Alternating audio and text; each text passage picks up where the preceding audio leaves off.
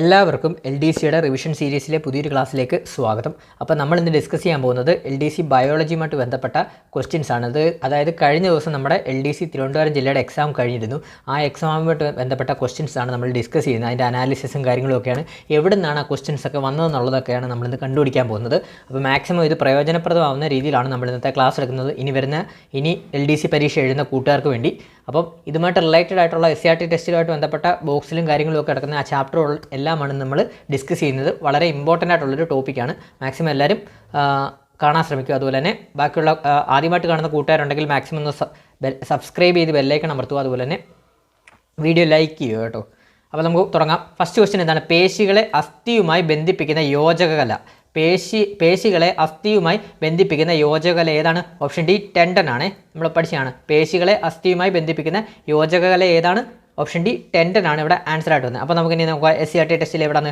SCRT ടെസ്റ്റിൽ 8ാം ക്ലാസ്സിലെ കോശജാലകങ്ങൾ എന്ന് പറഞ്ഞ ആ ചാപ്റ്ററിലെ ഉള്ളൊരു ടോപ്പിക്കാണിത്, കോശകലകൾ. അതിനകത്ത് തന്നെ ബോക്സിൽ കണ്ടോ, നിങ്ങൾക്ക് കാണാമല്ലോ, ബോക്സിൽ കൊടുത്തിരിക്കുന്നുണ്ടോ യോജകകലകളുടെ ധർമ്മങ്ങൾ എന്തൊക്കെയാണെന്നാണ്. ഫസ്റ്റ് തന്നെ കൊടുക്കുന്നുണ്ടോ, ഞാൻ സെലക്ട് ചെയ്ത് വെച്ചിരിക്കുന്ന ടെസ്റ്റാണ് ആൻസറായിട്ട് വരുന്നത്. അതായത് പേശികളെ അസ്ഥിയുമായി ബന്ധിപ്പിക്കുന്ന ടെൻഡനുകൾ, അതുപോലെ തന്നെ അസ്ഥികളെ പരസ്പരം ബന്ധിപ്പിക്കുന്ന സ്നായുക്കൾ, കണ്ണുകളെയും വൃക്കകളെയും എല്ലാം സ്ഥാനത്ത് ഉറപ്പിച്ചു നിർത്തുന്ന നാരുകല എന്നിവയെല്ലാം ഈ ധർമ്മമാണ് നിർവഹിക്കുന്നത്. കണ്ടോ, SCRT ടെസ്റ്റിൽ ബോക്സിലൊക്കെ കൊടുത്തേക്കുന്നത് വളരെ ഇമ്പോർട്ടൻ്റ് ആണ്. കണ്ടോ, വളരെ ഇമ്പോർട്ടൻ്റ് ആയിട്ടുള്ള ടോപ്പിക്കാണ് SCRT ടെസ്റ്റ്. അപ്പം യോജകകല എന്താണെന്നാണ് ഇവിടെ ചോദിച്ചത്. യോജകകല എന്താണ്? Connective tissues. യോജകകല എന്ന് പറയുമ്പോൾ കണക്റ്റീവ് ടിഷ്യൂസ്. എന്താണ് യോജകകല? മറ്റു കലകളെ പരസ്പരം ബന്ധിപ്പിക്കുകയോ അവയ്ക്ക് താങ്ങായി വർത്തിക്കുകയോ ചെയ്യുന്നു. അസ്ഥി, തരുണാസ്ഥി, നാരുകല, രക്തം തുടങ്ങിയവ വിവിധ യോജക കലകളാണ്.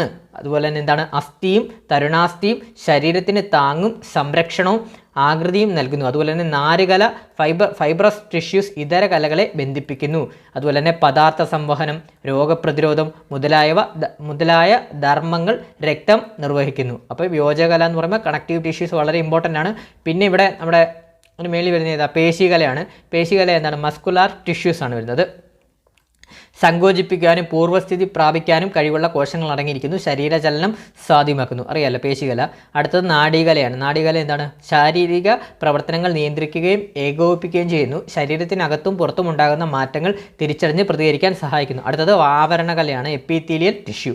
ശരീരത്തെ പൊതിഞ്ഞ് സംരക്ഷിക്കുന്നത് ആവരണകലയാണ്. അന്നപഥത്തിൻ്റെ ഉൾഭിത്തിയെ ആവരണം ചെയ്യുന്നു. അതുപോലെ തന്നെ സംരക്ഷണം, ആഗീരണം, സ്രവങ്ങളുടെ ഉൽപ്പാദനം എന്നീ ധർമ്മങ്ങളും നിർവഹിക്കുന്നു. അപ്പോൾ ഇനിയിപ്പോൾ നമുക്കിവിടെ നിന്ന് ചോദിക്കാനുള്ള ചാപ്റ്റർ ഏതാണ്? 8ാം ക്ലാസ്സിലെ കോശജാലകങ്ങളാണ്. കലകൾ, ടിഷ്യൂസ്. അപ്പോൾ ഇതിനകത്ത് എന്താണ്? കോശങ്ങളിലെ വൈവിധ്യം കണ്ടോ. മനുഷ്യ ശരീരത്തിലെ ഓരോ ഭാഗവും വിവിധ തരത്തിൽപ്പെട്ട കോടിക്കണക്കിന് കോശങ്ങളാൽ നിർമ്മിച്ചിരിക്കുന്നത്. നാഡീകോശങ്ങൾ, പേശീകോശങ്ങൾ, രക്തകോശങ്ങൾ, അസ്ഥികോശങ്ങൾ എന്നിങ്ങനെ മനുഷ്യ ശരീരത്തിൽ 200ഓളം വ്യത്യസ്ത ഇനം കോശങ്ങളുണ്ട്. അപ്പോൾ ഈ ടോപ്പിക്കിൽ തന്നെ നമുക്ക് കോശജാലങ്ങളിൽ തന്നെ നമുക്ക് ബോക്സിലുള്ളതുകൂടെ ഒന്ന് നോക്കിപ്പോൾ വേറെ ഇമ്പോർട്ടൻ്റ് ആയിട്ടുള്ളത് നോക്കാം. അപ്പോൾ ഇനി അടുത്തത് എന്ന് പറഞ്ഞ് സസ്യവുമായിട്ട് ബന്ധപ്പെട്ടാണ്. മെരിസ്റ്റമാറ്റിക് ടിഷ്യൂസ് ആണ്. മെരിസ്റ്റമാറ്റിക് ടിഷ്യൂസ് അതായത് സസ്യങ്ങളിൽ കാണ്ഡത്തിൻ്റെയും വേരിൻ്റെയും അഗ്രസ്ഥാനങ്ങളിൽ കാണപ്പെടുന്ന പ്രത്യേക കോശങ്ങളെയാണ് മെരിസ്റ്റമിക്ക കോശങ്ങൾ എന്ന് പറയുന്നത്. ഇവയുടെ ത്വരഗതിയിലുള്ള വിഭജനം സസ്യവളർച്ചയ്ക്ക് കാരണമാകുന്നു കേട്ടോ. അപ്പോൾ അടുത്തത് അപ്പോൾ SCRT ടെസ്റ്റ് വളരെ ഇമ്പോർട്ടൻ്റ് ആണ്. അടുത്തത് നമ്മുടെ സസ്യവുമായിട്ട് ബന്ധപ്പെട്ട പാരൻകൈമ, ക്ലോറൻകൈമ, സ്ക്ലീറൻകൈമയൊക്കെയാണ്. അത് ജസ്റ്റ് നോക്കിയിട്ട് വേണം. ഇനി അതുപോലെ പരീക്ഷ എഴുതുന്ന കൂട്ടുകാരുണ്ടെങ്കിൽ നമുക്ക് അടുത്ത ക്വസ്റ്റ്യനിലോട്ട് പോവാം. നമുക്ക് എല്ലാം പറയാൻ സമയമില്ല, അടുത്ത ക്വസ്റ്റ്യനിലോട്ട് പോവാം.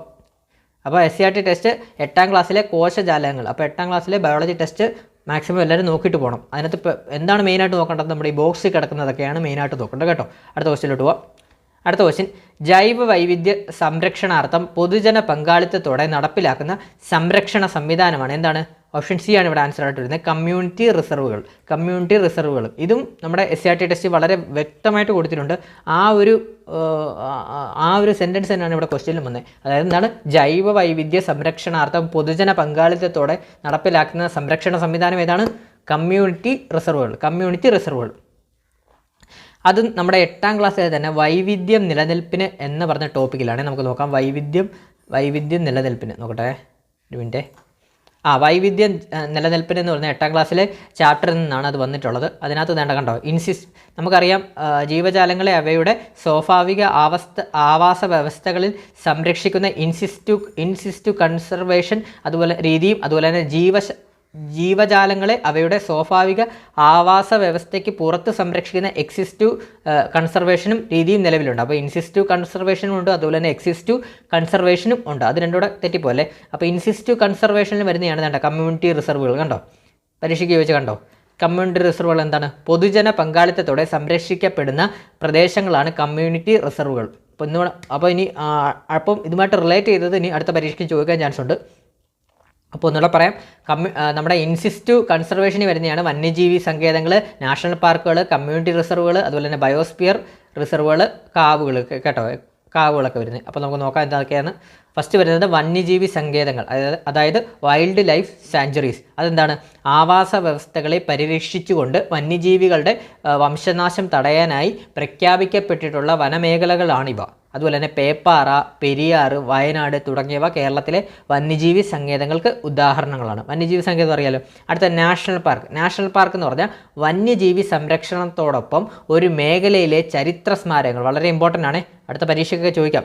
അപ്പോൾ എന്താണ് നാഷണൽ പാർക്ക്? എന്താണ്? വന്യജീവി സംരക്ഷണത്തോടൊപ്പം ഒരു മേഖലയിലെ ചരിത്ര സ്മാരകങ്ങൾ, പ്രകൃതി വിഭവങ്ങൾ, ഭൗമ സവിശേഷതകൾ എന്നിവ കൂടി സംരക്ഷിക്കുന്നതിനായി രൂപീകരിക്കപ്പെട്ടവയാണ് നാഷണൽ പാർക്കുകൾ. നാഷണൽ പാർക്കുകൾ ഏതൊക്കെയാണ്? ഇരവികുളം, സൈലന്റ് വാലി, ആനമുടിച്ചോല, മതികെട്ടാഞ്ചോല, പാമ്പാടുംചോല എന്നിവയാണ് കേരളത്തിലെ നിലവിലുള്ള നാഷണൽ പാർക്കുകളായിട്ട് വരുന്നത്. അടുത്ത് നമുക്ക് നോക്കാം. അടുത്ത എന്താണ് നമ്മൾ ഈ വട്ടം പരീക്ഷയ്ക്ക് വെച്ച് കമ്മ്യൂണിറ്റി റിസർവുകൾ, കമ്മ്യൂണിറ്റി റിസർവ്സ്. പൊതുജന പങ്കാളിത്തത്തോടെ സംരക്ഷിക്കപ്പെടുന്ന പ്രദേശങ്ങളാണ് കമ്മ്യൂണിറ്റി റിസർവുകൾ എന്ന് പറയുന്നത്. അതായത് ജനവാസ കേന്ദ്രങ്ങൾക്കിടയിലെ പരിസ്ഥിതി പ്രാധാന്യമേറിയ പ്രദേശങ്ങളാണിവ. അതുപോലെ തന്നെ മലപ്പുറം, കോഴിക്കോട് ജില്ലകളിൽ സ്ഥിതി ചെയ്യുന്ന കടലുണ്ടി കമ്മ്യൂണിറ്റി റിസർവ് ഇതിന് ഉദാഹരണമായിട്ട് വരുന്നുണ്ട്. SCRT അത് എടുത്തു പറയുന്നുണ്ട്. അടുത്ത ഏതാണ്? Biosphere reserve. ബയോസ്ഫിയർ റിസർവ് എന്ന് പറഞ്ഞാൽ എന്താണ്? ലോകത്തിലെ പ്രധാനപ്പെട്ട ആവാസ വ്യവസ്ഥകളെയും ജൈവ വൈവിധ്യത്തെയും ജനിതക സ്രോതസ്സുകളുടെയും സംരക്ഷിക്കുക എന്ന ഉദ്ദേശത്തോടെ സ്ഥാപിക്കപ്പെട്ട വിശാലമായ ഭൂപ്രദേശമാണ് ബയോസ്ഫിയർ റിസർവ് എന്ന് പറയുന്നത്. അത് ഉദാഹരണമായിട്ട് വരുന്ന നീലഗിരി, അഗസ്ത്യാമല എന്നീ ബയോസ്ഫിയർ റിസർവുകൾ കേരളത്തിലെ പ്രദേശങ്ങൾ കൂടി ഉൾപ്പെട്ടിരിക്കുന്നു. ക്ലിയർ അല്ലേ? അടുത്തത് കാവുകൾ. കാവുകൾ എന്ന് പറയുമ്പോൾ അറിയാലോ, ഫോട്ടോയിൽ നിന്നിട്ട്. കാവുകൾ എന്ന് പറയുമ്പോൾ മനുഷ്യവാസ പ്രദേശങ്ങളിൽ സംരക്ഷിക്കപ്പെട്ടു വരുന്ന വിസ്തൃതി കുറഞ്ഞ ജൈവവൈവിധ്യ മേഖലയാണ് കാവുകൾ എന്ന് പറയുന്നത്. അതുപോലെ തന്നെ ജീവിത സാഹചര്യങ്ങളിൽ വന്ന മാറ്റങ്ങളുടെ ഭാഗമായി അമൂല്യ ജൈവ സമ്പത്തായിരുന്ന കാവുകൾ പലതും നാമാവിശേഷമായി ഏതാനും കാവുകൾ മാത്രമേ ഇന്ന് അവശേഷിക്കുന്നുള്ളൂ. പ്രദേശത്തെ ജലസംരക്ഷണത്തിൽ കാവുകളുടെ പങ്ക് നിസ്തുലമാണെന്നാണ് കേട്ടോ. വളരെയധികം ഇതാണ് നമ്മുടെ ജലസംരക്ഷണത്തിൽ കാവുകളുടെ പങ്ക് വരുന്നത്. അത് ഓർത്ത് വെച്ചോണേ. അടുത്ത നമ്മൾ എന്താണ്? എക്കോളജിക്കൽ ഹോട്ട്സ്പോട്ടാണ്. എക്കോളജിക്കൽ ഹോട്ട്സ്പോട്ട് എന്ന് പറഞ്ഞു കഴിഞ്ഞാൽ എന്താണ്? എക്കോളജിക്കൽ ഹോട്ട്സ്പോട്ട് എന്ന് പറഞ്ഞു കഴിഞ്ഞാൽ തദ്ദേശീയമായ ധാരാളം സ്പീഷ്യസുകൾ ഉൾക്കൊള്ളുന്നതും അവ വംശനാശ ഭീഷണി നേടുന്നതുമായ ജൈവവൈവിധ്യ മേഖലയാണ് എക്കോളജിക്കൽ ഹോട്ട്സ്പോട്ടുകൾ എന്ന് പറയുന്നത്. അതായത് അതീവ പരിസ്ഥിതി പ്രാധാന്യമുള്ള ജൈവ സമ്പന്ന മേഖലയാണ് ഓരോ ഹോട്ട്സ്പോട്ടും. അതുപോലെ തന്നെ ലോകത്താകമാനമുള്ള 34 ഹോട്ട്സ്പോട്ടുകളിൽ 3 ഇന്ത്യയിലാണ്. അത് എവിടെയൊക്കെയാണ് വരുന്നത്? പശ്ചിമഘട്ടം, ഈ വടക്ക് കിഴക്കൻ ഹിമാലയം, അതുപോലെ തന്നെ ഇൻഡോ ബർമ മേഖലയാണ് ഇന്ത്യയിൽ വരുന്ന എക്കോളജിക്കൽ ഹോട്ട്സ്പോട്ടുകളായിട്ട് വരുന്നത്. വളരെ ഇമ്പോർട്ടൻ്റ് ആണ്. പിന്നെ നമ്മളിതിനകത്ത് നോക്കുമ്പം അതേണ്ടേ കണ്ടോ, ഇൻസിസ്റ്റോ കൺസർവേഷന് വരുന്നതാണ് വന്യജീവി സങ്കേതം, national park, community reserve, biosphere reserve. അടുത്തത് ഇനി എക്സിസ്റ്റോ കൺസർവേഷൻ. അടുത്ത പരീക്ഷയ്ക്ക് ചോദിക്കാൻ ചാൻസ് ഉണ്ട്. എക്സിസ്റ്റോ കൺസർവേഷന് റിലേറ്റ് ചെയ്ത് നോക്കുമ്പോൾ അടുത്തത് ഇതൊക്കെയാണ് ചോദിക്കാൻ ചാൻസ് ഉള്ളത്. അപ്പോൾ സുവോളജിക്കൽ ഗാർഡൻ എന്ന് പറഞ്ഞാൽ എന്താണ്? ഇത് തമ്മിൽ തരും. എന്നിട്ട് ഇതിനകത്ത് ഏതാണ് എക്സിസ്റ്റോ കൺസർവേഷൻ ഉൾപ്പെടാത്തത്, അതിൽ ഇൻസിസ്റ്റോ കൺസർവേഷൻ ഉൾപ്പെടാത്തതെന്നൊക്കെ അടുത്ത പരീക്ഷയ്ക്ക് ചോദിക്കാൻ ചാൻസ് കൂടുതലാണ് കേട്ടോ. പഠിച്ചു വെച്ചു ഇപ്പോൾ തന്നെ. അടുത്ത നമ്മൾ പഠിക്കാൻ പോകുന്നത് എക്സിസ്റ്റോ കൺസർവേഷനാണ്. അതായത് സുവോളജിക്കൽ ഗാർഡൻ ആണ് അതിൻ്റെ ഫസ്റ്റ് ഉദാഹരണം. സുവോളജിക്കൽ ഗാർഡൻ എന്ന് പറഞ്ഞാൽ എന്താണ്? വ്യത്യസ്ത ഇനങ്ങളിൽ പെട്ട ജന്തുക്കളെ പ്രത്യേകമായി പാർപ്പിച്ച് പരിപാലിക്കുകയും വംശവർദ്ധനവിന് വേണ്ട സാഹചര്യങ്ങൾ ഒരുക്കുകയും ചെയ്യുന്ന സംരക്ഷണ കേന്ദ്രങ്ങളാണ് സുവോളജിക്കൽ ഗാർഡനുകൾ എന്ന് പറയുന്നത്. വനമേഖലയിൽ വംശനാശം സംഭവിച്ച സംരക്ഷണ കേന്ദ്രം കൂടിയാണ് ഇവിടം. അതായത് കേരളത്തിലെ തിരുവനന്തപുരം, തൃശ്ശൂർ എന്നിവിടങ്ങളിലാണ് സുവോളജിക്കൽ ഗാർഡനുകൾ ഉള്ളത്. അടുത്ത നമ്മുടെ ബോട്ടാണിക്കൽ ഗാർഡൻ. ബോട്ടാണിക്കൽ ഗാർഡൻ എന്താണ്? വൈവിധ്യമാർന്ന സ്പീഷീസുകളിൽപ്പെട്ട അപൂർവവും പ്രധാനപ്പെട്ടതുമായ സസ്യങ്ങളെ സംരക്ഷിക്കുന്ന വിശാലമായ ഗവേഷണ കേന്ദ്രങ്ങളാണിവ. ഒട്ടുമിക്ക സസ്യങ്ങളെയും തിരിച്ചറിയാനും അവയെക്കുറിച്ച് കൂടുതൽ വിവരങ്ങൾ അറിയാനും ബോട്ടാണിക്കൽ ഗാർഡൻ സന്ദർശിക്കുന്നതിലൂടെ നമുക്ക് കഴിയും. അതെന്നെ അറിയാലോ, Thiruvananthapuram Palode Jawaharlal Nehru tropical botanical garden and research institute, അതുപോലെ തന്നെ കോഴിക്കോട് ഒളവണ്ണയിലെ മലബാർ ബോട്ടാണിക്കൽ ഗാർഡൻ എന്നിവ ഉദാഹരണങ്ങളാണ്. അടുത്തത് gene bank. Gene bank previous ആയിട്ട് ചോദിച്ചിട്ടുള്ളതാണ്. ജീൻ ബാഗ് എന്ന് പറഞ്ഞാൽ എന്താണെന്ന്. അപ്പം ജീൻ ബാഗുകൾ എന്ന് പറഞ്ഞാൽ ഇത്രയേ ഉള്ളൂ. വിത്തുകൾ, ബീജങ്ങൾ മുതലായവ ശേഖരിക്കാനും ദീർഘകാലത്തേക്ക് സംരക്ഷിക്കാനുമുള്ള സംവിധാനങ്ങളുള്ള ഗവേഷണ കേന്ദ്രങ്ങളെയാണ് ജീൻ ബാങ്കുകൾ എന്ന് പറയുന്നത്. അപ്പം ജീൻ ബാങ്ക് എന്താണ്? വിത്തുകൾ, ബീജങ്ങൾ മുതലായവ ശേഖരിക്കാനും ദീർഘകാലത്തേക്ക് സംരക്ഷിക്കാനുമുള്ള സംവിധാനമുള്ള ഗവേഷണ കേന്ദ്രങ്ങളെയാണ് ജീൻ ബാങ്കുകൾ എന്ന് പറയുന്നത്. അതായത് ആവശ്യമായ അവസരങ്ങളിൽ ഇവയെ ഉപയോഗിച്ച് ജീവികളെ പുനഃസൃഷ്ടിക്കാനും കഴിയും. അത് എവിടെയാണ് വന്നിരിക്കുന്നത്? നമ്മുടെ കേരളത്തിലെ തിരുവനന്തപുരത്തെ Rajiv Gandhi centre for biotechnology ഇതിനുദാഹരണമാണ് കേട്ടോ, ഇതിനുദാഹരണമാണ്.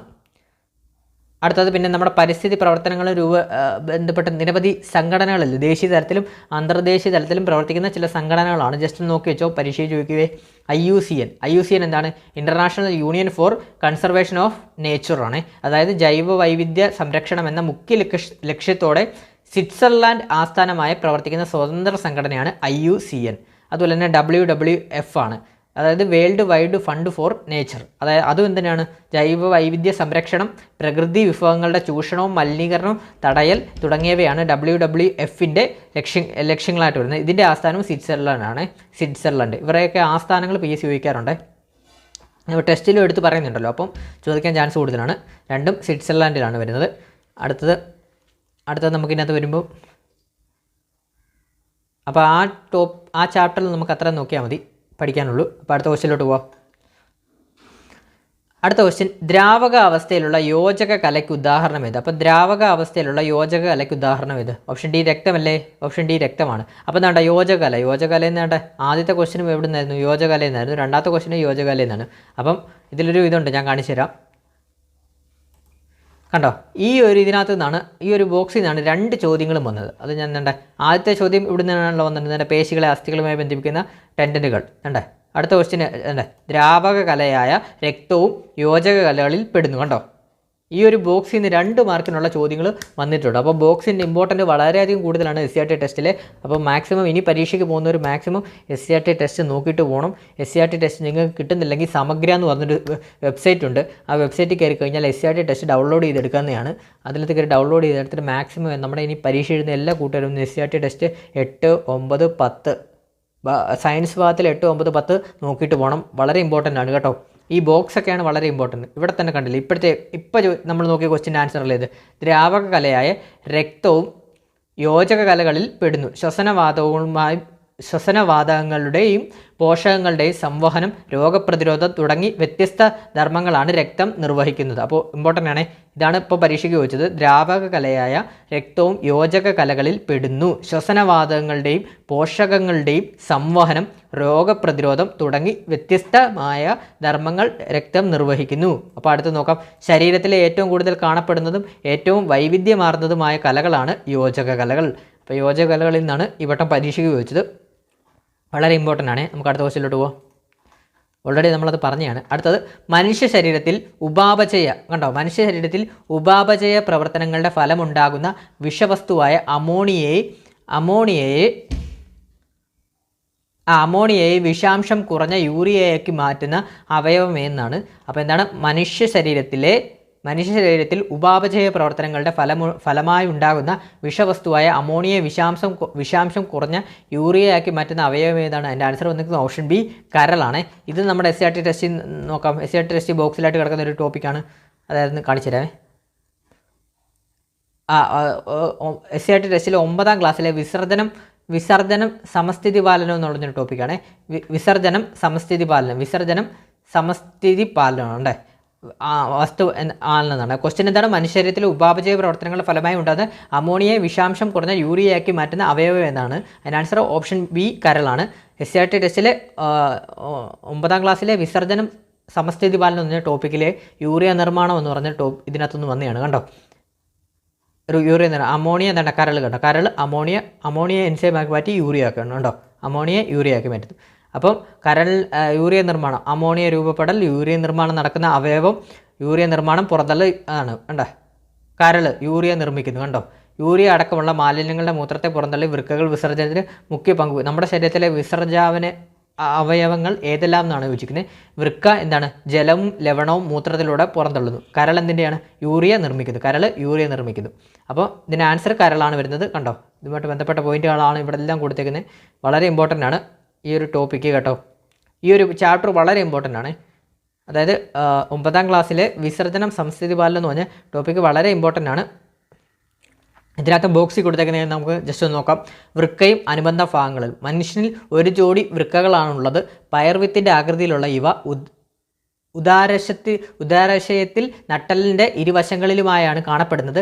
രക്തത്തിൽ നിന്നും മാലിന്യങ്ങളെ അരിച്ചു മാറ്റുന്ന അതിസൂക്ഷ്മ അരിപ്പകളിൽ വൃക്കകൾ കാണപ്പെടുന്നു. ഇവയാണ് നെഫ്രോണുകൾ കണ്ടോ. ഇനി അടുത്ത പരീക്ഷയ്ക്ക് ചോദിക്കാൻ ചാൻസ് കൂടുതലാണ്. ബോക്സ് ആണ് കണ്ടോ. ഇവയാണ് നെഫ്രോണുകൾ. നെഫ്രോണുകൾ വൃക്കകളുടെ ഘടനാപരവും ജീവധർമ്മപരവുമായ അടിസ്ഥാന ഘടകങ്ങളാണ് കേട്ടോ നെഫ്രോണുകൾ വരുന്നത്. ഓരോ വൃക്കയിലും ഏകദേശം 12 ലക്ഷം നെഫ്രോണുകളാണ് ഉള്ളത്. വളരെ ഇമ്പോർട്ടൻ്റ് ആണ്. അപ്പോൾ അടുത്ത പരീക്ഷയ്ക്ക് ചോദിക്കും എത്ര നെഫ്രോണുകൾ ഉണ്ടെന്നൊക്കെ പരീക്ഷയ്ക്ക് ചോദിക്കാൻ ചാൻസ് കൂടുതലാണ്. അപ്പോൾ എന്താണ്, ഓരോ വൃക്കയിലും ഏകദേശം 12 ലക്ഷം നെഫ്രോണുകളാണുള്ളത്. അപ്പോൾ നെഫ്രോണുകൾ എന്താണ് ഒന്നുകൂടെ പറയാം. നെഫ്രോണുകൾ എന്താണെന്ന് ഒന്നുകൂടെ പറയാം.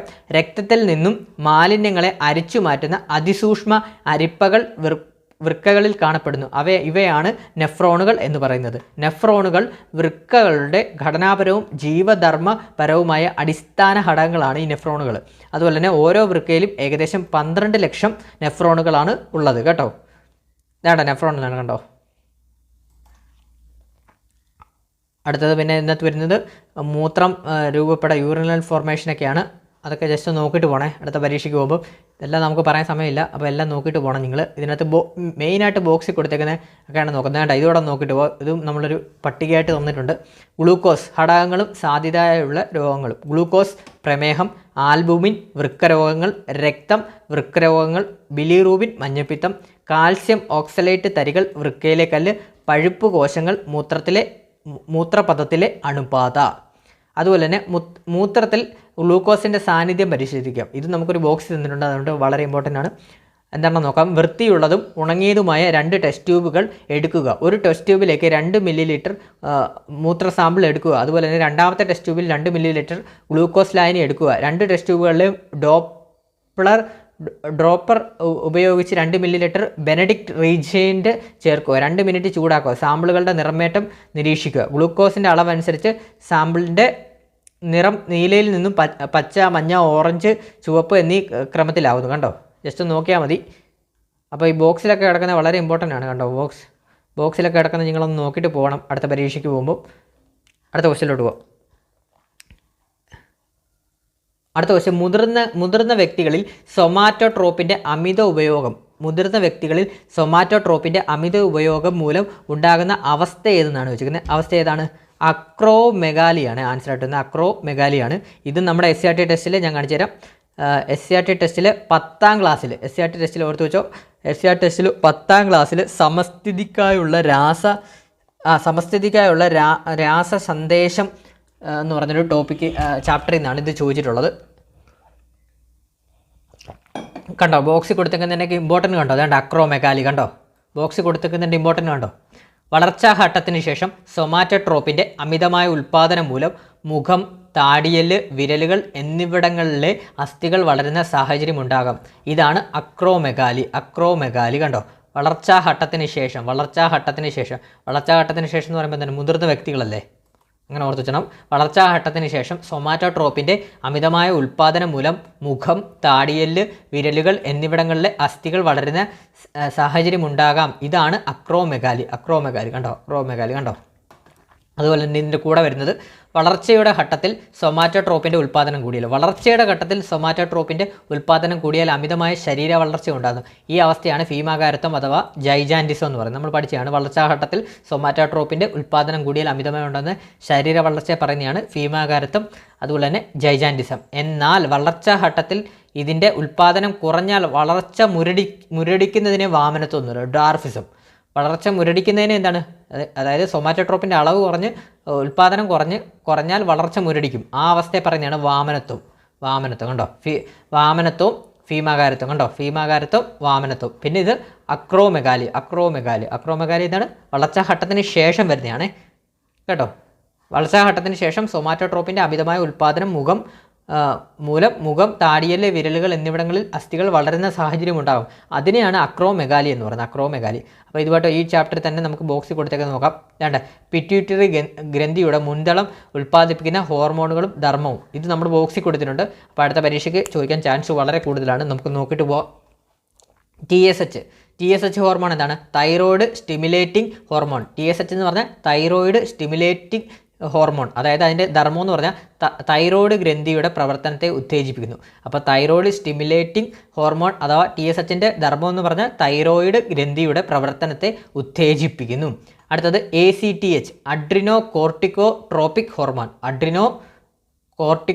ട്രോപ്പിക് ഹോർമോൺ അതായത് ACTHൻ്റെ ധർമ്മം എന്ന് പറഞ്ഞാൽ അഡ്രീനൽ ഗ്രന്ഥിയുടെ കോട്ടക്സിൻ്റെ പ്രവർത്തനത്തെ ഉത്തേജിപ്പിക്കുന്നു. കോർട്ടിക്കോ ഉണ്ടല്ലോ, അപ്പോൾ കോട്ടക്സുമായിട്ട് കണക്ട് ചെയ്തു. അഡ്രീനൽ ഗ്രന്ഥിയുടെ കോട്ടക്സിൻ്റെ പ്രവർത്തനത്തെ ഉത്തേജിപ്പിക്കുന്നു.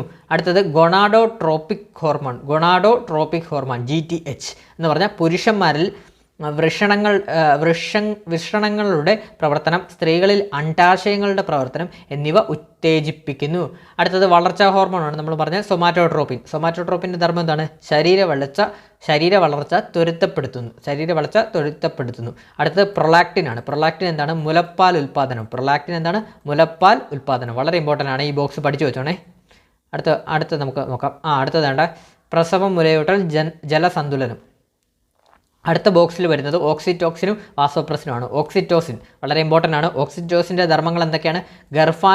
ഗർഭാശയ ഭിത്തിയിലെ മിനുസപേശികളെ സങ്കോചിപ്പിച്ച് പ്രസവം സുഗമമാക്കുന്നു. അപ്പോൾ എന്താണ് ഓക്സിറ്റോസിൻ്റെ ധർമ്മം എന്താണ്? ഗർഭാശയ ഭിത്തിയിലെ മിനുസപേശികളെ, ഓർത്ത് വെച്ചോ, മിനുസപേശികളെ സങ്കോചിപ്പിച്ച് പ്രസവം സുഗമമാക്കുന്നു. അതുപോലെ തന്നെ മുലപ്പാൽ ചുരത്താൻ സഹായിക്കുന്നു. അപ്പോൾ മുലപ്പാൽ ചുരത്താനും അതുപോലെ തന്നെ ഗർഭാശയത്തിലെ മിനുസപേശികളെ സങ്കോചിപ്പിച്ച് പ്രസവം സുഗമമാക്കാനും ഓക്സിറ്റോസിൻ സഹായിക്കുന്നു.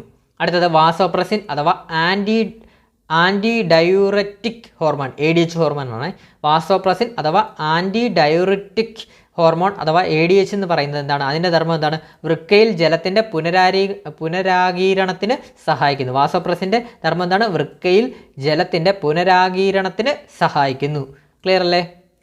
അടുത്തത് അതാണ്, ഇത് കണ്ടോ, വാസോപ്രസിൻ ഉൽപ്പാദനം കുറയുന്നു, വൃക്കയിലെ ജലത്തിൻ്റെ പുനരാഗീരണം കുറയുന്നു, അതുകൊണ്ട് മൂത്രത്തിൻ്റെ അളവ് കൂടുന്നു. അതുപോലെ തന്നെ രക്തത്തിൽ ജലത്തിൻ്റെ കണ്ടോ കൂടുന്നു. ഇത് ജസ്റ്റ് നോക്കിയിട്ട് പോകണേ. അടുത്ത് നമുക്കിനി ബോക്സിലോട്ട് വരുന്നതെന്ന് നോക്കാം. ലൈംഗിക സവിശേഷതകൾക്ക് പിന്നിൽ നിന്ന് വന്നിട്ടൊരു ടോപ്പിക് കിടക്കുന്നുണ്ട്. അതിനകത്ത് ടെസ്റ്റോസ്റ്റിറോൺ എന്ന് പറഞ്ഞാൽ എന്താണ്? ദ്വിതീയ ലൈംഗിക സവിശേഷതകൾ അഥവാ ശബ്ദമാറ്റം, രോമവളർച്ച, ലൈംഗിക അവയവങ്ങളുടെ വളർച്ച, ബീജോൽപാദനം എന്നിവയുടെ നിയന്ത്രണമാണ് ടെസ്റ്റോസ്റ്റിറോൺ വരുന്നത്. അടുത്തത് ഈസ്ട്രോജൻ എന്ന് പറഞ്ഞതാണ്. ഈസ്ട്രോജൻ എന്ന് പറഞ്ഞ ഹോർമോൺ ദ്വിതീയ ലൈംഗിക സവിശേഷതകൾ, അണ്ടോൽപാദനം, ആർത്തവ ചക്രം എന്നിവയുടെ നിയന്ത്രണമാണ് ഈസ്ട്രജൻ വരുന്നത്. അടുത്തത് പ്രൊജസ്ട്രോൺ ആണ്. പ്രൊജസ്ട്രോൺ വരുന്നത് അതിൻ്റെ ധർമ്മമായിട്ട് വരുന്നത് ആണ്ടോൽപാദനം, ആർത്തവ ചക്രം, ഭ്രൂണത്തെ ഗർഭാശയത്തിൽ നിലനിർത്തൽ എന്നിവയുടെ നിയന്ത്രണമാണ് വരുന്നത്. അടുത്തത് നമുക്ക് ഈ ടോപ്പിക്കിൽ തന്നെ നോക്കാം. അടുത്തത് ഉണ്ടോ ഹൈപ്പോതലാമസ്. അടുത്തത് നോക്കാം നമുക്ക്. ഇത് സസ്യങ്ങളോട് ബന്ധപ്പെട്ടാണ്, സസ്യ ഹോർമോണുകൊണ്ട് ബന്ധപ്പെട്ടാണ്. അപ്പോൾ ഇങ്ങനെ തുടങ്ങിയ ടോപ്പിക്കുകളെല്ലാം നോക്കണം. ഈ ഒരു ചാപ്റ്റർ 10ാം ക്ലാസ്സിലെ ഈ ചാപ്റ്റർ വളരെ ഇമ്പോർട്ടൻ്റ് ആണ്. ചാപ്റ്റർ മേളിൽ എന്തൊക്കെയാണെന്ന് നോക്കാം കുറച്ച്. അപ്പോൾ ഇത് അതുണ്ട്. അടുത്ത ഹൈപ്പോതൈറോയിഡിസം കണ്ടോ. തൈറോക്സിൻ്റെ ഉൽപ്പാദനം കുറയുന്ന അവസ്ഥയാണ്. ഭ്രൂണാവസ്ഥയിലോ ശൈശവാവസ്ഥയിലോ തൈറോക്സിൻ്റെ ഉൽപ്പാദനം മൂലം ശരിയായ ശാരീരിക മാനസിക വളർച്ച തടസ്സപ്പെടുന്നു. ഈ അവസ്ഥയാണ് ക്രെറ്റനിസം. അപ്പോൾ തൈറോക്സിൻ്റെ ഉൽപ്പാദനം കുറയുന്ന അവസ്ഥയാണ് ക്രെറ്റനിസം വരുന്നത്. ക്രെറ്റനിസം കണ്ടോ.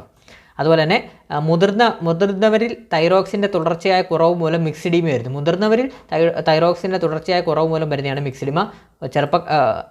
കുട്ടികളിൽ വരുന്നതാണ് ക്രെറ്റനിസം. അതുപോലെ തന്നെ ഹൈപ്പർ തൈറോയിഡിസം എന്ന് പറഞ്ഞാൽ എന്താണ്? തൈറോക്സിൻ്റെ തുടർച്ചയായ അമിതോൽപാദനം മൂലം തൈറോക്സിൻ സ്വാധീനിക്കുന്ന ജീവൽ പ്രവർത്തനങ്ങൾ ത്വരിതഗതിയിലാകുന്ന അവസ്ഥയാണിത്. അതുപോലെ തന്നെ ഉയർന്ന ഉപാപചയ നിരക്ക്, കൂടിയ ശരീരതാപനില, കൂടുതൽ വിയർപ്പ്, കൂടിയ ഹൃദയമിടിപ്പ്, ശരീരഭാരം കുറയുക, വൈകാരിക പ്രക്ഷുബ്ധത എന്നിവയാണ് ഇതിൻ്റെ മുഖ്യ ലക്ഷണങ്ങളായിട്ട് വരുന്നത്. അതുപോലെ തന്നെ ഇതേണ്ട നമുക്കൊരു ബോക്സിൽ തന്നിട്ടുണ്ട്, തൈറോയിഡ് ടെസ്റ്റ് എന്ന് തന്നിട്ടുണ്ട്. അപ്പോൾ തൈറോയിഡ് ടെസ്റ്റ് എന്താണ്? തൈറോയ്ഡ് ഗ്രന്ഥിയുടെ പ്രവർത്തനങ്ങൾ വളരെ വിപുലമാണെന്നതിനാൽ തൈറോയ്ഡ് വൈകല്യങ്ങൾ പരിശോധന വഴി തിരിച്ചറിയേണ്ടതുണ്ട്. തൈറോയ്ഡ് ഗ്രന്ഥി നേരിട്ട് ഉൽപ്പാദിപ്പിക്കുന്ന ഹോർമോണുകളുടെ അളവും തൈറോയ്ഡ് ഗ്രന്ഥിയെ സ്വാധീനിക്കുന്ന മറ്റു ചില ഹോർമോണുകളുടെ അളവും പരിശോധിച്ചാണ് വൈകല്യങ്ങൾ തിരിച്ചറിയുന്നത്. അപ്പോൾ T3, T4, TSH നിങ്ങൾ തൈറോയ്ഡ് ടെസ്റ്റ് ചെയ്തിട്ടുണ്ടെങ്കിൽ ഇത് ക്ലിയർ ആയിട്ട് കിട്ടും. നമ്മുടെ വീഡിയോ കാണുന്ന ആരെങ്കിലും തൈറോയ്ഡൊക്കെ ടെസ്റ്റ് ചെയ്ത് കാണുമല്ലോ. അപ്പോൾ അവർക്ക് നമ്മൾ തൈറോയ്ഡ് ടെസ്റ്റ് ചെയ്യാൻ പോകുമ്പോൾ നമ്മളോട് അവർ ചോദിക്കും TSH ടെസ്റ്റ് ചെയ്യണോ, T3 ചെയ്യണോ, T4 ചെയ്യണോ എന്നൊക്കെ ചോദിക്കും. അപ്പോൾ അതാണ് ഇത് കണ്ടോ, T3, T4, TSH എന്നീ ഹോർമോണുകളുടെ അളവ് നിർണ്ണയിക്കുന്ന ലബോറട്ടറി പരിശോധനകൾ ഇതിനുപയോഗിക്കുന്നു. T3, T4, TSH കേട്ടോ. അതുപോലെ തന്നെ തൈറോക്സിൻ്റെ ധർമ്മങ്ങൾ ലിസ്റ്റ് ചെയ്തിരിക്കുന്നത്. തൈറോക്സിൻ്റെ ധർമ്മങ്ങൾ എന്തൊക്കെയാണ്? ഊർജ്ജോൽപാദനം വർദ്ധിപ്പിക്കുന്നു, ഉപാപചയ പ്രവർത്തനങ്ങളുടെ നിരക്ക് ഉയർത്തുന്നു, ഭ്രൂണാവസ്ഥയിലും ശൈശവാവസ്ഥയിലും മസ്തിഷ്ക വളർച്ചയും വികാസവും ത്വരിതപ്പെടുത്തുന്നു, കുട്ടികളുടെ ശരീര വളർച്ചയെ നിയന്ത്രിക്കുന്നു. അടുത്ത് നോക്കാം നമുക്ക്. അതേണ്ടേ ഓക്കെ. കുറച്ചുകൂടെ മേലോട്ട് വിടുന്നു വരാം. ഈ ചാപ്റ്റർ മൊത്തം നമ്മളൊന്ന് നോക്കുവേ. ഈ ചാപ്റ്റർ സമസ്ഥിതിക്കായുള്ള രാസസന്ദേശങ്ങൾ. അപ്പോൾ ആ ചാപ്റ്റർ നമുക്ക് നോക്കാം. ബോക്സിലുള്ളത് മാത്രം നോക്കാം. അതത് ഗ്രാഹികളുള്ള കോശങ്ങൾക്ക് മാത്രമാണ് അതത് ഹോർമോണുകളെ സ്വീകരിക്കാൻ കഴിയുന്നു. ഓരോ ഹോർമോൺ തന്മാത്രയും ഗ്രാഹിയുമായി ബന്ധിച്ച് ഹോർമോൺ ഗ്രാഹി സംയുക്തം, വളരെ ഇമ്പോർട്ടൻ്റ് ആണ്, ഹോർമോൺ ഗ്രാഹി സംയുക്തം രൂപപ്പെടുന്നു. ഇതിനെ തുടർന്ന് കോശത്തിനകത്ത് രാസാഗ്നികൾ പ്രവർത്തനക്ഷമമാവുകയും കോശപ്രവർത്തനങ്ങളിൽ മാറ്റം വരികയും ചെയ്യുന്നു. അത് ജസ്റ്റ് നോക്കണേ. നമ്മുടെ ബോക്സാണ് വളരെ ഇമ്പോർട്ടൻ്റ്. വേണ്ട, ഇൻസുലിനും ഗ്ലൂക്കോഗോണും തന്നിട്ടുണ്ട്. ഈ രണ്ട് ഹോർമോണുകളുടെ. ഇൻസുലിൻ എന്തിനാണ് ഉപയോഗിക്കുന്നത്? ഗ്ലൂക്കോസിനെ കോശങ്ങളിലേക്ക് പ്രവേശിപ്പിക്കുന്നു ഇൻസുലിൻ. അതുപോലെ തന്നെ കരളിലും പേശികളിലും വെച്ച് ഗ്ലൂക്കോസിനെ ഗ്ലൈക്കോജൻ ആക്കുന്നു. അപ്പോൾ ഇൻസുലിൻ്റെ പ്രവർത്തനം എന്താണ്? ഗ്ലൂക്കോസിനെ കോശങ്ങളിലേക്ക് പ്രവേശിപ്പിക്കുന്നു. അതുപോലെ തന്നെ കരളിലും പേശികളിലും വെച്ച് ഗ്ലൂക്കോസിനെ ഗ്ലൈക്കോജൻ ആക്കുന്നു. അതുപോലെ തന്നെ ഗ്ലൂക്കോഗോൺ എന്താണ്? കരളിൽ സംഭരിച്ചിരിക്കുന്ന ഗ്ലൈക്കോജനെ ഗ്ലൂക്കോസാക്കി മാറ്റുന്നു. അതുപോലെ തന്നെ അമിനോ ആസിഡുകളിൽ നിന്ന് ഗ്ലൂക്കോസ് നിർമ്മിക്കുന്നു. ഗ്ലൂക്കോഗോണെ. അടുത്തത് നമ്മുടെ രക്തത്തിലെ ഗ്ലൂക്കോസിൻ്റെ അളവാണിത്. രക്തത്തിൻ്റെ ഗ്ലൂക്കോസിൻ്റെ അളവ് കൂടുതലും കുറവാണ് വരുന്നത്. നോർമൽ എത്രയാണ്? 70 മുതൽ 110 മില്ലിഗ്രാം മുതൽ 100 മില്ലി വരെയാണ് വരുന്നത് കേട്ടോ. അടുത്തത് നമ്മുടെ വേണ്ട ഇൻസുലിൻ ഇല്ലെങ്കിൽ, അപ്പോൾ അതൊരു ബോക്സിൽ പ്രമേഹവും തന്നിട്ടുണ്ട്. പ്രമേഹം വളരെ ഇമ്പോർട്ടൻ്റ് ആണ്. ഇൻസുലിൻ്റെ പ്രവർത്തനത്തിൽ ഉണ്ടാകുന്ന തകരാറാണ് ടൈപ്പ് 1. നോക്കിയോ, പ്രമേഹം വളരെ ഇമ്പോർട്ടൻ്റ് ആണ്. ഇൻസുലിൻ്റെ ഉൽപ്പാദനത്തിൽ ഉണ്ടാകുന്ന തകരാറാണ് ടൈപ്പ് 1 പ്രമേഹത്തിന് കാരണമാകുന്നത്. അതായത് ശ്വേതരക്താണുക്കളായ T ലിംഫോസൈറ്റുകൾ പാൻക്രിയാസിലെ ബീറ്റ കോശങ്ങളെ നശിപ്പിക്കുന്നതാണിതിന് കാരണം. അപ്പോൾ എന്താണ്? ഇൻസുലിൻ്റെ ഉൽപ്പാദനത്തിൽ ഉണ്ടാകുന്ന തകരാറ് ടൈപ്പ് 1 പ്രമേഹത്തിന് കാരണമാകുന്നു. അതായത് ശ്വേതരക്താണുക്കളെ T ലിംഫോസൈറ്റുകൾ പാൻക്രിയാസിലെ ബീറ്റ കോശങ്ങളെ നശിപ്പിക്കുന്നതാണിതിന് കാരണം. ആവശ്യമായ അളവിൽ ഇൻസുലിൻ നൽകുകയാണ് ഇതിന് നല്ല ചികിത്സ. അപ്പോൾ ടൈപ്പ് 1 പ്രമേഹം ഉണ്ടായാലുള്ള ചികിത്സ എന്താണ് അതിൻ്റെ ചികിത്സ വരുന്നത്? ആവശ്യമായ അളവിൽ ഇൻസുലിൻ നൽകുകയാണ് ചികിത്സയായിട്ട് വരുന്നത്. അടുത്തത്, ലക്ഷ്യകോശങ്ങൾ ഇൻസുലിനെ ഉപയോഗിക്കാൻ കഴിയാത്തതാണ് ടൈപ്പ് 2 പ്രമേഹത്തിന് കാരണം. അപ്പോൾ എന്താണ്? ലക്ഷ്യകോശങ്ങൾ ഇൻസുലിനെ ഉപയോഗിക്കാൻ കഴിയാത്തതാണ് ടൈപ്പ് 2 പ്രമേഹത്തിന് കാരണമായിട്ട് വരുന്നത്. ടൈപ്പ് 2 പ്രമേഹത്തിന് ഇതുമായിട്ട് വരുന്നത് പൊണ്ണത്തടിയും ജീൻ തകരാറും ഈ രോഗത്തിന് കാരണങ്ങളാണ്. അപ്പോൾ ടൈപ്പ് 2 പ്രമേഹത്തിന് കൂടെ വരുന്നതാണ് പൊണ്ണത്തടിയും ജീൻ തകരാറും ഈ രോഗത്തിന് കാരണങ്ങളാണ്. അതുപോലെ തന്നെ വ്യായാമവും ആഹാര നിയന്ത്രണവും ആവശ്യമെങ്കിൽ മരുന്നുകളുടെ ഉപയോഗവും മൂലം രോഗാവസ്ഥയെ നിയന്ത്രിക്കാം. അപ്പോൾ നമുക്കറിയാം ടൈപ്പ് 2 പ്രമേഹം എന്ന് പറയുമ്പോൾ എന്താണ്? ജീവിതശൈലി രോഗം എന്നാണ് നമ്മൾ അതിനകത്ത് പഠിച്ചിട്ടുള്ളത്. അപ്പോൾ അതുകൊണ്ടാണ് പൊണ്ണത്തടിയും ജീൻ തകരാറും ഒക്കെ വരുന്നത്. വ്യായാമവും ആഹാര നിയന്ത്രണവും ആവശ്യമെങ്കിൽ മരുന്നുകളുടെ ഉപയോഗവും മൂലം ആ ടൈപ്പ് 2 പ്രമേഹത്തെ നമുക്ക് നിയന്ത്രിക്കാൻ സാധിക്കുന്നതാണ്. അപ്പോൾ ടൈപ്പ് 1 എന്താണ്? ടൈപ്പ് 1 പ്രമേഹം എന്ന് പറയുമ്പോൾ എന്താണ്? ടൈപ്പ് 1 പ്രമേഹം എന്ന് പറയുമ്പോൾ എന്താണ്? ഇൻസുലിൻ്റെ ഉൽപ്പാദനം മൂലം ഉണ്ടാകുന്ന ആണ് ടൈപ്പ് 1 പ്രമേഹം. അതായത് ശ്വേതരക്താണുക്കളായ ടി ലിംഫോസൈറ്റുകൾ പാൻക്രിയാസിലെ ബീറ്റാ കോശങ്ങളെ നശിപ്പിക്കുന്നതിനാണ് ടൈപ്പ് 1 പ്രമേഹം വരുന്നത്. അതിൻ്റെ ചികിത്സ ആവശ്യമായ അളവിൽ ഇൻസുലിൻ നൽകുകയാണ് അതിൻ്റെ ചികിത്സ വരുന്നത് ടൈപ്പ് 1ൻ്റെ വരുന്നത്.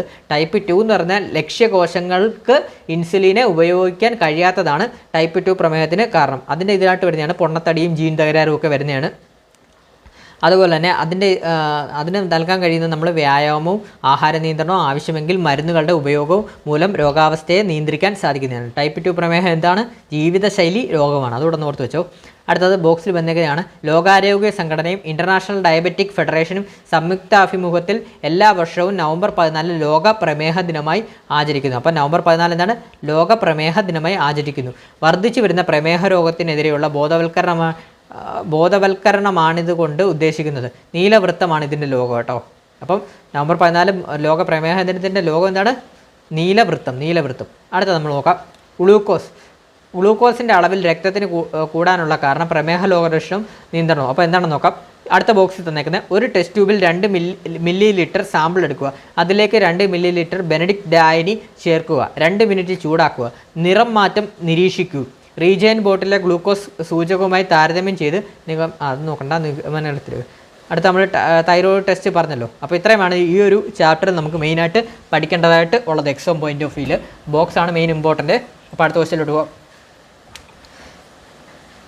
അടുത്ത ക്വസ്റ്റ്യൻ, ഉമിനീരിൽ അടങ്ങിയിരിക്കുന്ന ഏത് രാസാഗ്നിയാണ് ഭക്ഷണത്തിലുള്ള സൂക്ഷ്മ രോഗാണുക്കളെ നശിപ്പിക്കുന്നത്? അപ്പോൾ എന്താണ്? ഉമിനീരിൽ അടങ്ങിയിരിക്കുന്ന ഏത് രാസാഗ്നിയാണ് ഭക്ഷണത്തിലുള്ള സൂക്ഷ്മ രോഗാണുക്കളെ നശിപ്പിക്കുന്നത് എന്നാണ് ചോദിച്ചത്. ഇതിൻ്റെ ആൻസർ വരുന്ന ഓപ്ഷൻ എ ലൈസോസൈമാണ് വരുന്നത്. ഓപ്ഷൻ എ ലൈസോസൈമാണ് വരുന്നത്.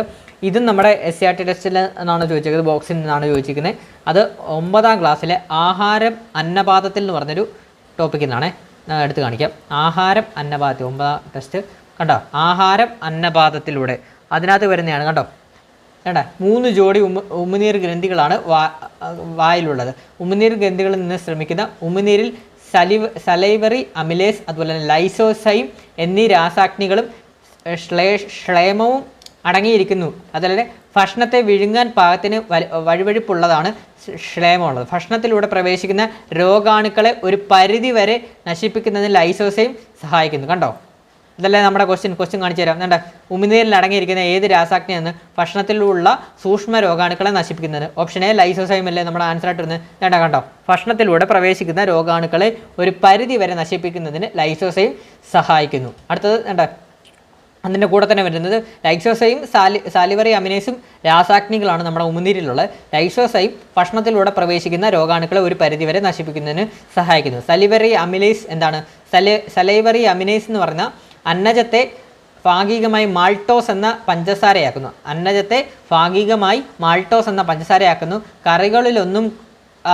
കറികളൊന്നും കൂടാതെ കുറച്ചു നേരം ചോറ് ചവച്ചരയ്ക്കുമ്പോൾ ചെറുതായി മധുരം അനുഭവപ്പെടുന്നതിന് പിന്നിലെ രസതന്ത്രം മനസ്സിലായോ എന്നുള്ളത്. അത് നോക്കണം നമ്മൾ. ജസ്റ്റ് നോക്കിയോ. നാക്ക് ഭക്ഷണത്തെ അണ്ണാക്കിൻ്റെ അമർത്തി ഉരുളയാളാക്കുന്നു. ചെറുനാക്ക് എന്താണ്? ചെറുനാക്ക് എന്ന് പറഞ്ഞാൽ ഗ്രസനയിലേക്ക് തുറക്കുന്ന നാസാഗഹ്വരത്തെ ഈ ഭാഗം അടയ്ക്കുന്നു. അതുപോലെ തന്നെ നാക്കിൻ്റെ പിൻഭാഗം ഭക്ഷണത്തെ ക്ലോമവിധാനത്തിന് മുകളിലേക്ക് അന്നദാനത്തിലൂടെ കടത്തിവിടുന്നു. അതുപോലെ ക്ലോമവിധാനം എന്താണ്? ക്ലോമവിധാനം എന്ന് പറയുമ്പോൾ ശ്വാസനാളം മുകളിലേക്ക് ഉയർന്ന് ഈ ഭാഗം കൊണ്ട് അടയ്ക്കപ്പെടുന്നു. ജസ്റ്റ് നോക്കിയാൽ മതി. അപ്പോൾ ഈ ഒരു ചാപ്റ്ററിൽ നമുക്ക് ബോക്സിൽ കൊടുത്തേക്കുന്നതൊക്കെ ഒന്ന് ജസ്റ്റ് നോക്കാം. ഏതാണ് ചാപ്റ്റർ? ഏതാണ്? 9ാം ക്ലാസ്സിലെ ആഹാരം അന്നപാതത്തിൽ. കണ്ടോ? 9ാം ക്ലാസ്സിലെ ആഹാരം അന്നപാതത്തിൽ എന്ന് പറഞ്ഞ ടോപ്പിക്കാണ്. അതിനകത്തിലെ നമുക്ക് ബോക്സൊക്കെ നോക്കാം. ഫസ്റ്റ് എന്താക്കുന്ന ബോക്സ് നമ്മുടെ എന്താണ്? അപ്പോൾ ആഹാരം പോകുന്നതാണ്. അപ്പോൾ പല്ലുമായിട്ട് ബന്ധപ്പെടുകയാണ്. ഇനാമൽ എന്താണ്? ഇനാമൽ വെള്ള നിറം കടുപ്പമേറിയ ഭാഗം നിർജീവം. ഇനാമൽ എന്ന് പറഞ്ഞാൽ എന്താണ്? വെള്ള നിറം കടുപ്പമേറിയ ഭാഗം നിർജീവം. ഡെൻറ്റൈൻ എന്താണ്? പല്ല് നിർമ്മിച്ചിരിക്കുന്ന ജീവനുള്ള കലയെ പറയുന്നതാണ് ഡെൻറ്റൈൻ.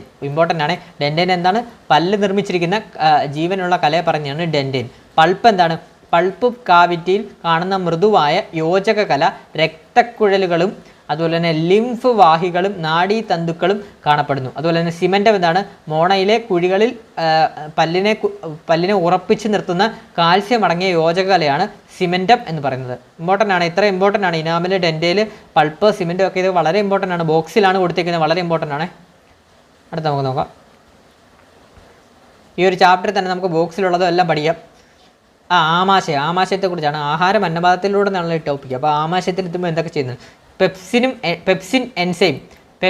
എൻസൈം എന്ന് പറഞ്ഞാൽ പ്രോട്ടീനെ ഭാഗികമായി പെപ്റ്റോണുകളാക്കുന്നു. അപ്പോൾ പെപ്സിൻ എൻസൈം എന്താണ്? പ്രോട്ടീനെ ഭാഗികമായി പെപ്റ്റോണുകളാക്കുന്നു. അതുപോലെ തന്നെ ഗാസ്ട്രിക് ലിപ്പേസ് എൻസൈം എന്താണ്? കൊഴുപ്പിനെ ഭാഗികമായി ദഹിപ്പിക്കുന്നു. അതുപോലെ തന്നെ ഹൈഡ്രോക്ലോറിക് ആസിഡോ, ആമാശയത്തിലെ ഹൈഡ്രോക്ലോറിക് ആസിഡ് എന്തിനാണ്? ഭക്ഷണത്തിലെ രോഗാണുക്കളെ നശിപ്പിക്കുന്നു. ആമാശയത്തിൽ നടക്കുന്ന ദഹന പ്രക്രിയയ്ക്ക് യോജിച്ച pH ക്രമപ്പെടുത്തുന്നു. അപ്പോൾ വളരെ ഇമ്പോർട്ടൻ്റ് ആണ്. ആമാശയത്തിലെ ഹൈഡ്രോക്ലോറിക് ആസിഡ് എന്താണ് അതിൻ്റെ ധർമ്മം? എന്താണ്? ഭക്ഷണത്തിലെ രോഗാണുക്കളെ നശിപ്പിക്കുന്നു. ആമാശയത്തിൽ നടക്കുന്ന ദഹന പ്രക്രിയയ്ക്ക് യോജിച്ച pH ക്രമപ്പെടുത്തുന്നു. അതുപോലെ തന്നെ ശേഷ്മം എന്ന് പറഞ്ഞ സംഭവമാണ്. ശേഷ്മം അതെന്താണ്? ദഹനരസങ്ങളുടെ പ്രവർത്തനങ്ങളിൽ നിന്ന് ആമാശയ ഭിത്തിയെ സംരക്ഷിക്കുന്നു കേട്ടോ. അടുത്ത ശരീരത്തിലെ ആസിഡ് ഫാക്ടറി എന്നാണ് പറയുന്നത്. ആമാശയ ഭിത്തിയിലെ ഓക്സിൻറ്റിക് കോശങ്ങളാണ് ആമാശയ രസത്തിലെ പ്രധാന ഘടകമായ ഹൈഡ്രോക്ലോറിക് ആസിഡ് നിർമ്മിക്കുന്നത്. അതിൻ്റെ pH മൂല്യം 1 മുതൽ 3 വരെയാണ്. അപ്പോൾ ഹൈഡ്രോക്ലോറിക് ആസിഡിൻ്റെ pH മൂല്യം എത്രയാണ്? 1 മുതൽ 3 വരെ.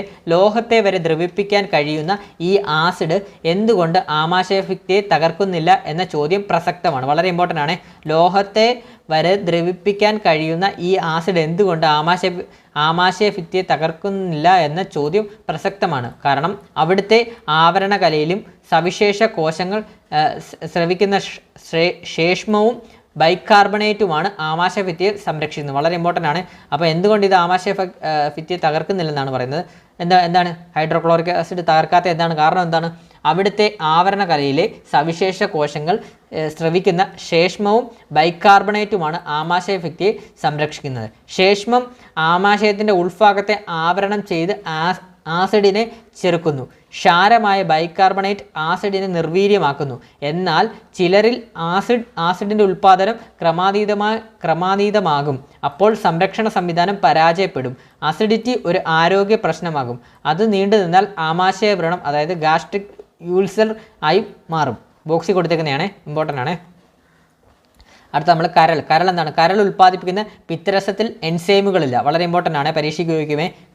കരൾ ഉൽപ്പാദിപ്പിക്കുന്ന പിത്തരസത്തിൽ എൻസൈമുകളില്ല. കൊഴുപ്പിനെ ചെറുകണികകളാക്കുകയും ഭക്ഷണത്തെ ക്ഷാരഗുണമുള്ളതാക്കുകയും ചെയ്യുന്നതിലൂടെ അവ ദഹനത്തെ സഹായിക്കുന്നു. കരൾ ഉൽപ്പാദിപ്പിക്കുന്ന പിത്തരസം പിത്താശയത്തിൽ സംഭരിക്കുന്നു.